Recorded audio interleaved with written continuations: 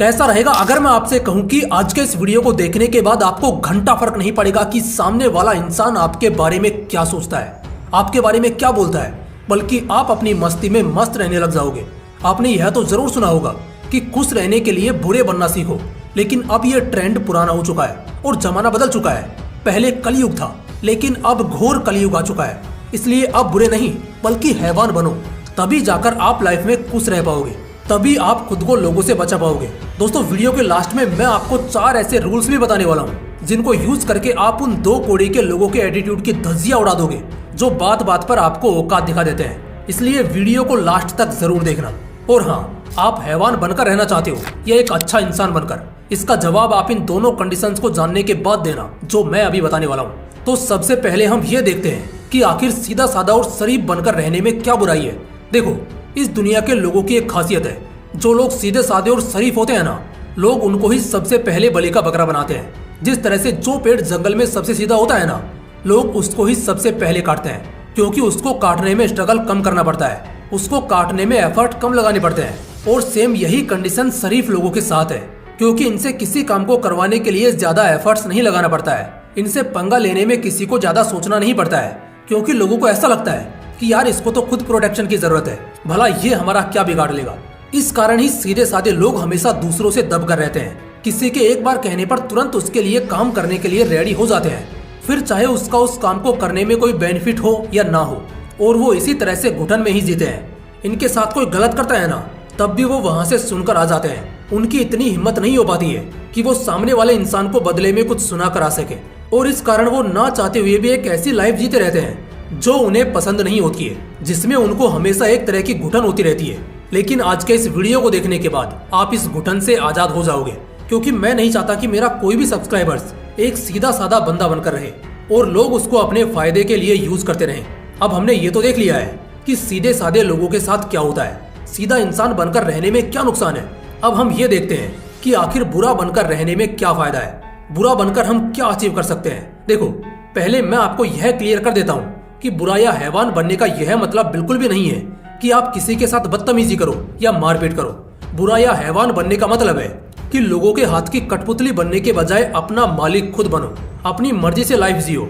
जब आप लोगों के लिए हैवान बनकर रहते हो तो आप किसी की गुलामी नहीं करते हो, आपका अपना एक अलग ही रुतबा होता है, जैसे KGF में रॉकी भाई का होता है और एनिमल में रणवीर का। लोग आपसे किसी काम के बारे में बोलने से पहले 10 बार सोचेंगे कि यार ये टेढ़ा बंदा है, कुछ उल्टा सीधा ना कह दे। यानी एक तरह से आपको कोई अपने फायदे के लिए यूज नहीं कर पाएगा, और किसी सामने वाले इंसान की इतनी मजाल नहीं होगी कि वो बिना वजह आपको परेशान कर सके। और सबसे इम्पोर्टेंट, आप खुद को पहचानना सीख जाते हो कि आप एक्चुअल में क्या हो, क्योंकि पहले आप लोगों के लिए काम करने में बिजी रहते थे, लेकिन अब आप खुद पर काम करने में बिजी हो। आप खुद को वक्त दे पाओगे, इस कारण आप अपने आप को अच्छे से जान भी पाओगे कि आपके अंदर क्या काबिलियत है, और आप उसको छोड़कर लोगों के तलवे चाटने में क्यों लगे हो। अगर आपने पुष्पा मूवी देखी हो तो पुष्पा में अल्लू अर्जुन का यही कैरेक्टर लोगों को सबसे ज्यादा पसंद आता है कि उसे किसी की गुलामी करना नहीं आता, वो किसी के सामने झुकता नहीं है, जो भी करता है अपनी मर्जी से करता है और अपने लिए करता है। जहाँ पर एक सीधा साधा इंसान किसी के लिए भी काम करने को रेडी हो जाता है, वहीं पर जो इंसान लोगों के लिए हैवान बनना सीख जाता है तो वह किसी दूसरे के दबाव में आकर किसी काम को नहीं करेगा। लेकिन जो इंसान सीधा साधा होता है वह काम करने की बात तो छोड़ो, वो उस इंसान के आगे भीगी बिल्ली बना फिरता है। उसमें इतनी हिम्मत नहीं होती है कि वह सामने वाले बंदे से उस काम के लिए मना कर दे। हाँ, तो अब आप ही बताओ, आप किस टाइप का इंसान बनना पसंद करोगे, एक सीधा साधा सिंपल बंदा या एक हैवान टाइप का ऐसा बंदा जो किसी के बाप से नहीं डरता है और कुछ काम करता है तो सिर्फ अपनी मर्जी से। और अगर आप भी सेकंड वाले बंदे बनना चाहते हो तो अब मैं आपको 4 ऐसे रूल्स बताने वाला हूँ जो आपको एक नेक्स्ट लेवल का बुरा यानी हैवान इंसान बना देगा। तो चलिए एक एक को डीप में समझते हैं। Rule number 1, learn to remain silent. खामोश रहना सीखो। साइकोलॉजी के अनुसार जो इंसान शांत रहता है, लोगों के सामने ज्यादा बोलता नहीं है, लोग उससे डरते हैं, क्योंकि लोग उस इंसान के बारे में ज्यादा जान ही नहीं पाते हैं कि उसे क्या करना पसंद है और क्या नहीं। लोग उस बंदे से ज्यादा घुल मिल नहीं पाते हैं। एक बात और, जो बंदा खामोश रहता है, ज्यादा बोलता नहीं है, वो अन्य लोगों की तुलना में ज्यादा सीरियस नजर आता है।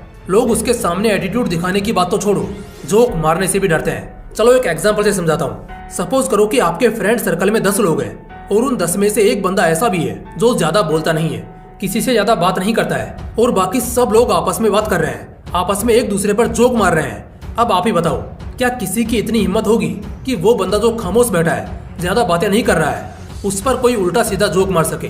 बिल्कुल नहीं। उसने लोगों में पहले से ही अपनी एक अलग इमेज बना रखी है कि वो किसी से फालतू नहीं बोलता है, लेकिन जब भी बोलता है पूरे कॉन्फिडेंस के साथ बोलता है और लोग उसकी बातें सुनते भी हैं। इसलिए अगर लोगों में अपना दबदबा बनाना है, अपना खौफ बनाना है, तो खामोश रहना सीखो। जब जरूरत पड़े सिर्फ तभी बोलो। Rule number 2, work on your personality. अपनी पर्सनैलिटी पर काम करो। आपने यह तो जरूर सुना होगा कि जो दिखता है वही बिकता है। सेम हमारे साथ होता है, यानी जो इंसान जैसा दिखता है ना, वैसा ही लोग उसको समझते हैं, फिर चाहे आप अंदर से कैसे भी दिखते हो। अगर एक सामान्य इंसान को वकील का कोट पहना दिया जाए तो लोग उसको वकील ही समझेंगे, क्योंकि वो उसके जैसा ही दिखता है। या फिर अगर किसी वकील को डॉक्टर के कपड़े पहना दिए जाए तो लोग उस वकील को डॉक्टर ही समझेंगे, जबकि अंदर से वो डॉक्टर नहीं है। इसका मतलब साफ है कि जैसा आप दिखते हो लोग आपको वैसा ही समझते हैं और उसी तरह से आपके साथ बर्ताव करते हैं। तो आज और अभी से अपने पर्सनैलिटी पर काम करो। अगर तुम एक मैन हो ना, तो मैन की तरह दिखो। अपने अंदर मैन वाली मेंटालिटी लाओ, अपनी पर्सनैलिटी को सुधारो। और इसके लिए आप अच्छे और फिट कपड़े पहनो। अच्छे कपड़ों से मेरा मतलब है कि कपड़े भले ही पुराने हो, लेकिन अपनी फिटिंग और मैचिंग के अनुसार पहनो। अपने फेस के अनुसार अपने हेयर कट कराओ। जब आप अच्छा पहनते हो, अच्छा दिखते हो, तो आपके अंदर एक कॉन्फिडेंस आता है।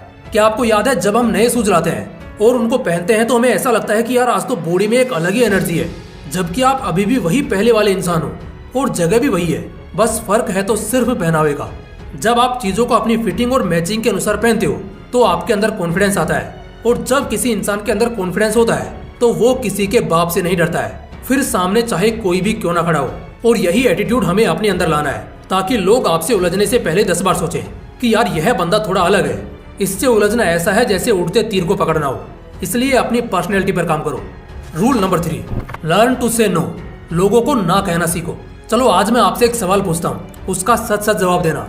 आप में से कितने लोगों के साथ ऐसा हुआ है कि आपसे किसी ने कोई काम करने के लिए कहा हो और उसने 1-2 बार रिक्वेस्ट की और आपने उसे हाँ बोल दिया, लेकिन बाद में आपको पछतावा हुआ कि यार मैंने उसे इस काम के लिए हाँ क्यों बोल दिया?